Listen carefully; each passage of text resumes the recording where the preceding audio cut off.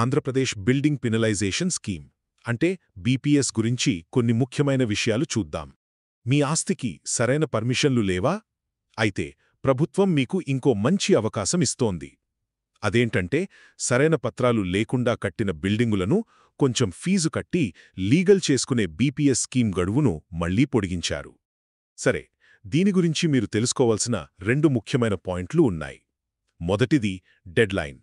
Apply చేసుకోవడానికి చివరి తేదీ ఆగస్ట్ 31, 2025. అంటే మీ దగ్గరున్నది జస్ట్ 4 నెలల సమయం మాత్రమే. సో వెంటనే అప్లై చేయడం చాలా చాలా ముఖ్యం. ఇక రెండవది, దీనివల్ల ఎంతమందికి లాభం? ఇది అస్సలు చిన్న విషయం కాదు. ఎందుకంటే రాష్ట్రవ్యాప్తంగా దాదాపు 59,000 భవనాల యజమానులకు ఇది హెల్ప్ అవుతుంది. అంటే వేల కుటుంబాలు వాళ్ళ ఆస్తులకు లీగల్ సెక్యూరిటీ తెచ్చుకోవడమే కాకుండా మార్కెట్ వాల్యూ కూడా పెంచుకోవచ్చు అన్నమాట.